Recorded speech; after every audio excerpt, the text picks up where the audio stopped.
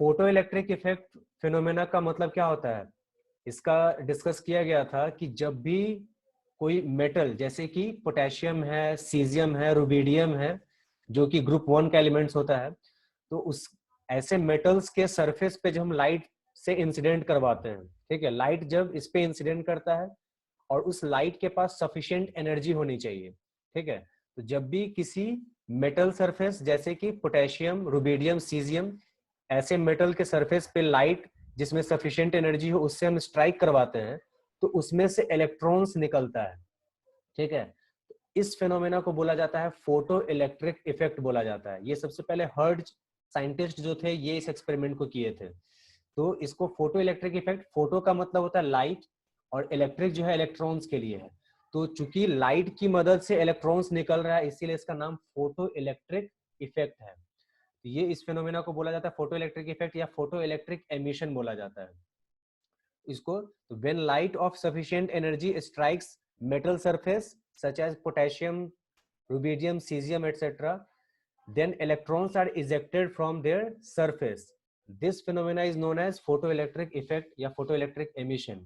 और जो इलेक्ट्रॉन्स जो निकलता है उसको बोला जाता है फोटो इलेक्ट्रॉन्स बोला जाता है, ठीक है, फोटो इलेक्ट्रॉन्स बोला जाता है इस तरह से। और ये फिनोमेना कंफर्म कर दिया लाइट के पार्टिकल नेचर को।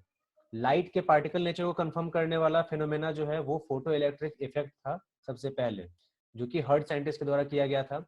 इससे पहले माना जाता था कि लाइट में केवल वेव नेचर है, लेकिन लाइट भी पार्टिकल से मिलकर बना हुआ है, ये इस फेनोमेना से पता चल गया।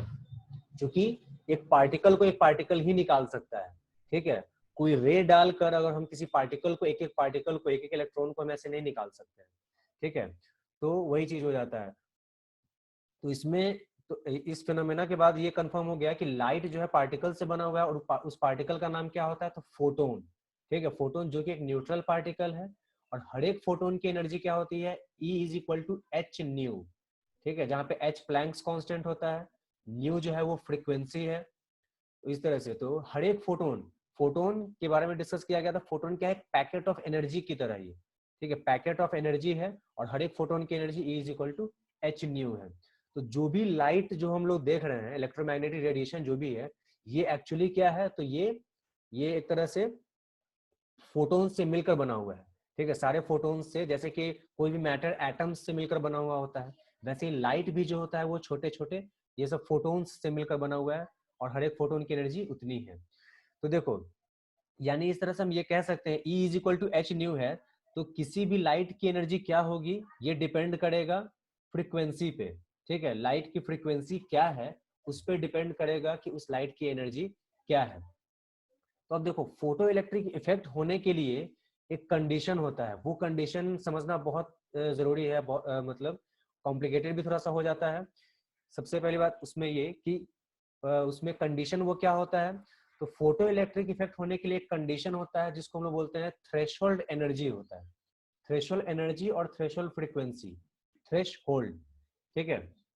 तो ये थ्रेशोल्ड एनर्जी का मतलब क्या होता है, थ्रेशोल्ड एनर्जी का मतलब होता है वो मिनिमम एनर्जी जो कि लाइट के पास होना चाहिए ताकि वो इलेक्ट्रॉन्स को मेटल सरफेस से इजेक्ट कर सके, निकाल सके, उस मिनिमम एनर्जी को बोला जाता है थ्रेशोल्ड एनर्जी, ठीक है। हर एक मेटल के लिए ये एनर्जी फिक्स्ड होता है।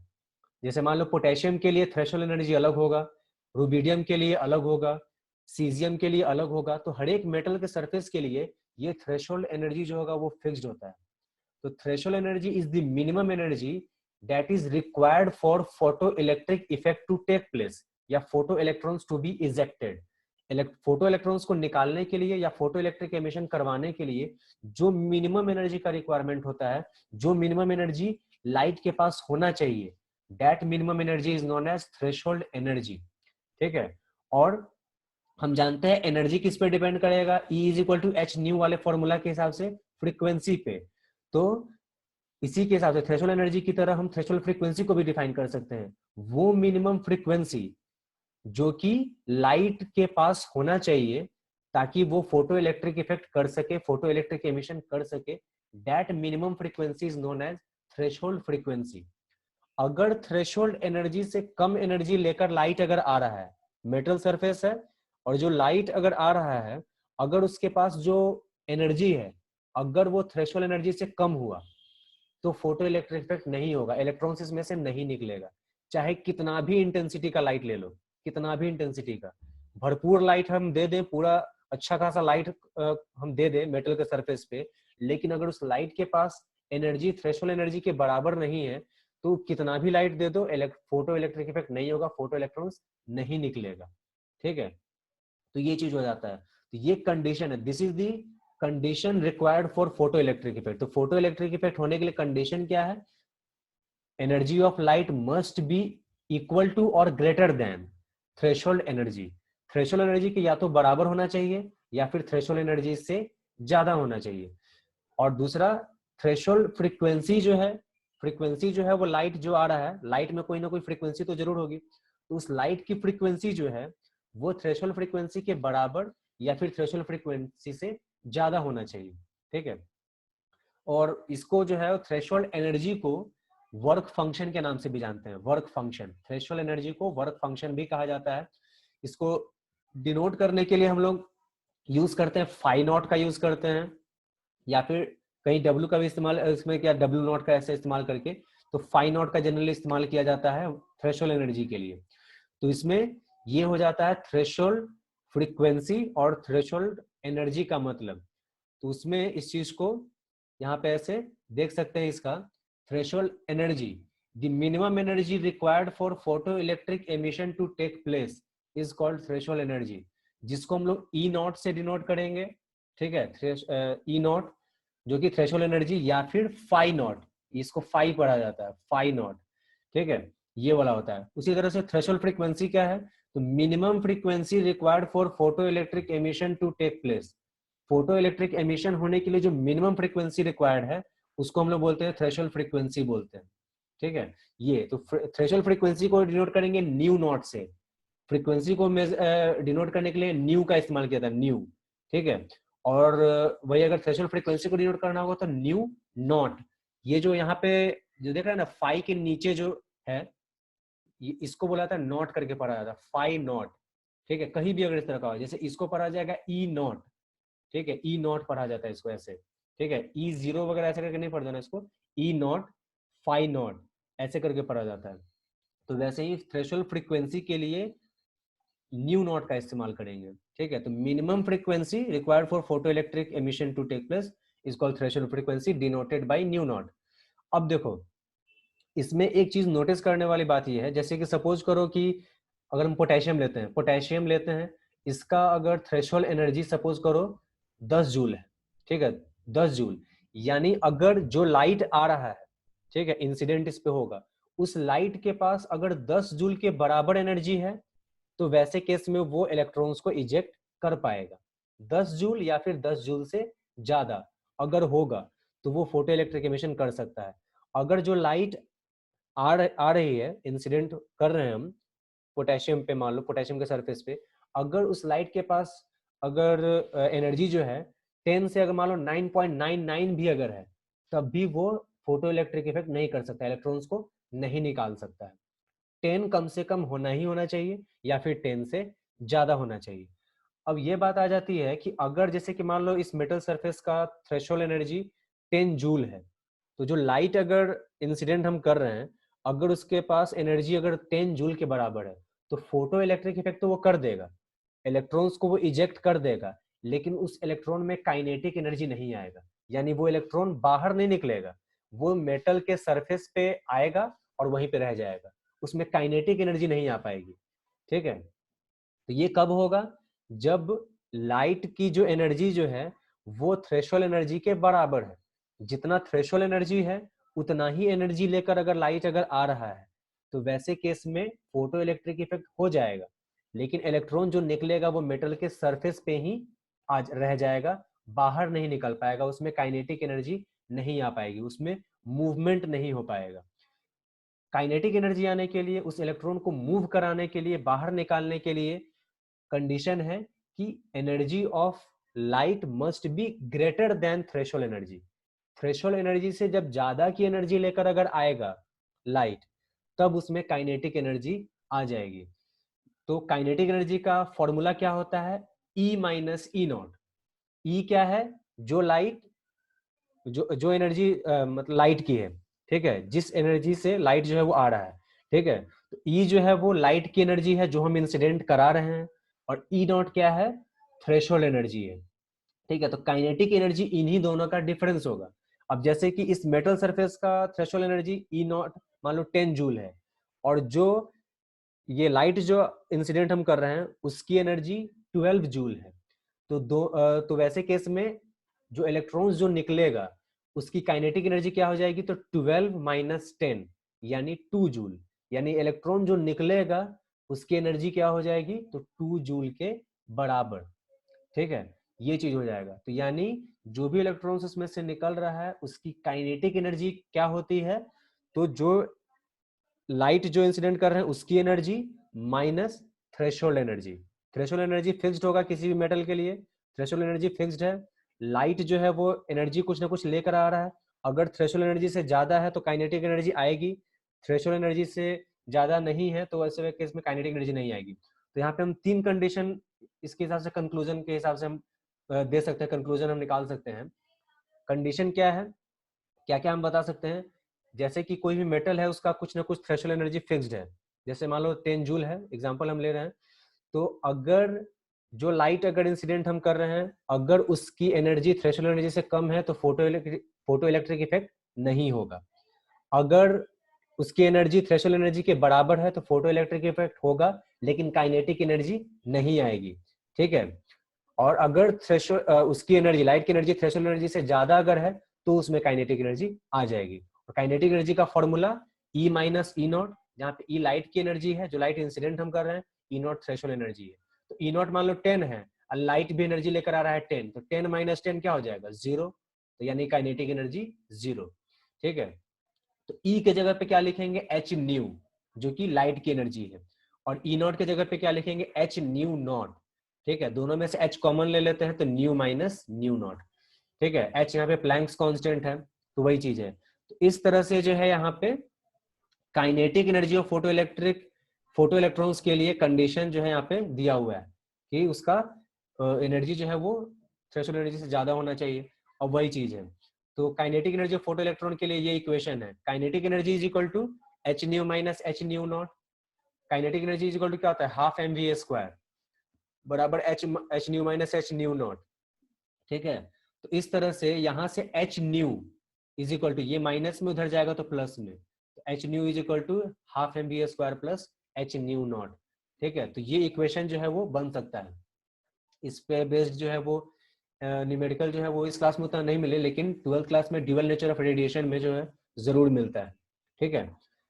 अब देखो इसमें यह हमेशा ध्यान में रखना है कि जो यहाँ पे लाइट जो इंसिडेंट हम करते हैं मेटल के सरफेस पे, तो जो फोटो इलेक्ट्रिक इफेक्ट होता है, फोटो इलेक्ट्रॉन्स निकलता है, उसमें कोई टाइम लैग नहीं होता है। टाइम लैग कहने का मतलब जैसे ही सफिशिएंट एनर्जी का लाइट को अगर हम इंसिडेंट कराएंगे, इलेक्ट्रॉन वैसे ही तुरंत निकलता है। मतलब किसी तरह का ये नहीं होगा कि पहले जाएगा लाइट और उसके बाद जाके उसको एनर्जी देगा तब उसमें से इलेक्ट्रॉन निकलेगा, कोई टाइम का गैप होता ही नहीं है। मतलब जैसे कैसे ये हम लोग फिजिक्स में पढ़े हुए हैं, एक्शन और रिएक्शन का जो होता है उसमें कोई टाइम लैग नहीं होता है, जैसे ही एक्शन होगा रिएक्शन एट अ टाइम होता है, ठीक है। कोई इसमें टाइम लैग नहीं होता है, ठीक है, टाइम का उसमें गैप आता ही नहीं है। जैसे ही हम एक्शन करेंगे रिएक्शन उसका तुरंत उसी टाइम आता है, कोई भी उसमें टाइम का गैप नहीं होता है। वैसे यहाँ पे भी है कि जैसे ही इलेक्ट्रॉन्स ये फोटोन्स हिट करेगा, ठीक है, लाइट जो कि फोटोन से मिलकर बना हुआ है, जैसे ही फोटोन्स हिट किया इलेक्ट्रॉन को वैसे ही निकलेगा, उसमें कोई टाइम लैग नहीं होता है। तो ये ध्यान में रखना है, इसमें टाइम का गैप होना ही नहीं है, ठीक है। अगर सफिशिएंट एनर्जी वाली लाइट अगर हम लिए हैं तो टाइम का गैप जो है उसमें आना ही नहीं है, ठीक है। उसके बाद जो एक और चीज है इसमें कि नंबर ऑफ फोटो इलेक्ट्रॉन्स, मतलब जो मेटल के सरफेस से जो फोटो इलेक्ट्रॉन्स जो निकलेगा, ठीक है, वो डायरेक्टली प्रोपोर्शनल होता है किसके, इंटेंसिटी ऑफ लाइट के, ठीक है। मतलब जितनी ही ज्यादा इंटेंसिटी ऑफ लाइट लेंगे उतना ही ज्यादा फोटो इलेक्ट्रॉन्स निकलेगा। जैसे कि मान लो सपोज करो कि अगर हम थोड़ा इंटेंसिटी ऑफ लाइट लेते हैं, ठीक है, तो थोड़ा इंटेंसिटी ऑफ लाइट लेंगे तो सपोज करो उसमें 50 फोटोन्स होगा, एक फोटोन एक ही इलेक्ट्रॉन को निकाल सकता है, ये ध्यान में हमेशा रखना है। एक फोटोन एक इलेक्ट्रॉन को निकालेगा। ये नहीं कि एक फोटोन के पास बहुत ज्यादा एनर्जी आ गई तो वो 2-4 फोटोन को निकाल लेगा, ऐसा नहीं है। एक फोटोन एक इलेक्ट्रॉन को निकालेगा। तो 50 फोटोन्स अगर होगा तो वो 50 इलेक्ट्रॉन्स को निकालेगा। तो पहले मान लो ये इंटेंसिटी लाइट की थी, तो इसमें सपोज करो कि 50 फोटोन्स था, तो ये 50 फोटो इलेक्ट्रॉन्स को निकालेगा। अब हम लाइट की इंटेंसिटी को बढ़ा देते हैं, तो बढ़ा देंगे तो अब 50 फोटोन्स के बजाय अब हो जाएगा 100 फोटोन्स मान लो हो जाएगा। तो 100 फोटोन्स अब 100 फोटो इलेक्ट्रॉन्स को निकालेगा। ठीक है, तो ये चीज है। तो अगर हमको नंबर ऑफ फोटो इलेक्ट्रॉन्स अगर हमको बढ़ाना है तो what will we have to do, that is to increase intensity of light, because as intensity of light increases, number of photons increases, and when number of photon will increase, then number of photoelectrons will automatically increase। तो वही चीज है। तो इस तरह से जो है वो अगर हमको बढ़ाना है नंबर ऑफ फोटो इलेक्ट्रॉन्स तो हमको इंटेंसिटी ऑफ लाइट बढ़ाना होगा। और हमको काइनेटिक एनर्जी अगर फोटो इलेक्ट्रॉन का अगर हमको बढ़ाना है तो what we will have to do, to increase energy frequency. Light की फ्रीक्वेंसी अगर हम बढ़ा देंगे तो क्या हो जाएगा, उसका काइनेटिक, उसकी काइनेटिक एनर्जी बढ़ जाएगी। क्योंकि देख लो यहाँ पे जो फॉर्मूला है उसमें kinetic energy is equal to क्या है, ई माइनस ई नॉट है। तो ई नॉट तो फिक्स्ड होगा, ठीक है, ई नॉट फिक्स्ड होगा, 10 अगर है तो 10 ही रहेगा किसी भी एक पर्टिकुलर मेटल के लिए। ई का वैल्यू हम जितना ही ज्यादा कर दें, ठीक है, ई का वैल्यू हम जितना ही ज्यादा कर दें काइनेटिक एनर्जी उतनी ही ज्यादा आएगी, ऑब्वियस सी बात है। तो ई का वैल्यू मान लो 12 है तो काइनेटिक एनर्जी का वैल्यू आएगा 2 जूल। अगर ई का वैल्यू अगर 13 हो जाए तो काइनेटिक एनर्जी की वैल्यू 3। अगर ई का वैल्यू अगर हम 20 कर दे तो 20 माइनस 10 10 जूल आ जाएगा। तो लाइट की जो एनर्जी जो है जितनी ही ज्यादा हम लेंगे उतनी ही ज्यादा काइनेटिक एनर्जी की वैल्यू होगी। अब लाइट की एनर्जी भी किस पे डिपेंड करती है, तो E इज इक्वल टू होता है एच न्यू। एच तो प्लैंक्स कांस्टेंट है तो उसकी वैल्यू चेंज नहीं हो सकती है, ठीक है। तो ये एनर्जी डिपेंड किस पे करेगा, तो फ्रीक्वेंसी पे। तो यानी जो लाइट जो इंसिडेंट हम कर रहे हैं उस लाइट की फ्रीक्वेंसी जितनी ही ज्यादा होगी, इसका मतलब है उस लाइट की एनर्जी उतनी ही ज्यादा होगी। और एनर्जी जितनी ही ज्यादा होगी लाइट की energy, kinetic energy of photo electrons उतनी ही ज्यादा होगी, ठीक है। तो दो बात यहाँ पे जो है वो कंक्लूजन हम दे सकते हैं कि number of photo electrons depend करता है किस पे, तो इंटेंसिटी ऑफ लाइट पे। इंटेंसिटी ऑफ लाइट जितनी ही ज्यादा, फोटो इलेक्ट्रॉन्स उतना ही ज्यादा निकलेगा। उसको फ्रीक्वेंसी से मतलब नहीं है। नंबर ऑफ फोटो इलेक्ट्रॉन्स को इंटेंसिटी ऑफ लाइट से मतलब है, फ्रीक्वेंसी से मतलब नहीं है। सपोज करो ये इंटेंसिटी ऑफ लाइट हम लिए हैं, ठीक है, तो इसमें तुम फ्रीक्वेंसी कितना भी ज्यादा बढ़ा दो लेकिन इसमें फोटोन्स तो 50 ही है ना, सपोज हम कर रहे हैं यहाँ पे। तो फ्रीक्वेंसी कितना भी ज्यादा हम बढ़ा दें, तो ठीक है, एनर्जी कितनी भी ज्यादा हम बढ़ा दें लेकिन इसमें नंबर ऑफ फोटोन्स वही है, ठीक है। तो इंटेंसिटी ऑफ लाइट अगर फिक्स्ड अगर है तो number of photo electrons fixed होगा। इन नंबर ऑफ फोटो इलेक्ट्रॉन्स को बढ़ाना या घटाना है तो हमको चेंज करना होगा इंटेंसिटी ऑफ लाइट को, उसको फ्रीक्वेंसी से मतलब नहीं है। लेकिन अगर हमको फोटो इलेक्ट्रॉन्स की काइनेटिक एनर्जी को बढ़ाना है तो हमको बढ़ाना होगा लाइट की फ्रीक्वेंसी को, लाइट की एनर्जी को बढ़ाना है, यानी हमको फ्रीक्वेंसी को बढ़ाना है, ठीक है। तो एकदम इसको जो है अच्छे तरह से समझ लेना है कि kinetic energy of photo electron depend करेगा फ्रीक्वेंसी ऑफ लाइट पे, इंटेंसिटी ऑफ लाइट पे नहीं करेगा, ठीक है। इंटेंसिटी ऑफ लाइट कितना भी ज्यादा ले लो, ठीक है, अगर फ्रीक्वेंसी कम है तो काइनेटिक एनर्जी ज्यादा नहीं हो सकती है, ठीक है। और नंबर ऑफ फोटो इलेक्ट्रॉन्स किस पे डिपेंड करेगा, इंटेंसिटी ऑफ लाइट पे, फ्रीक्वेंसी से मतलब नहीं है। तो दोनों बात पे जो है वो अच्छे से गौर करना है, ठीक है। अब इसके बाद यहाँ पे जो है कुछ ऐसे ये फिगर तो ऐसे ध्यान में होगा भी बहुत। 1 nanometre is equal to 10 to the power minus 9 metre होता है। 1 पिकोमीटर इज इक्वल टू होता है 10 to the power minus 12 metre होता है। और ये 1 एंगस्टॉर्म है, ये ठीक है, 1 एंगस्टॉर्म ये 10 to the power minus 8 centimetre होता है या 10 to the power minus 10 metre होता है, ठीक है।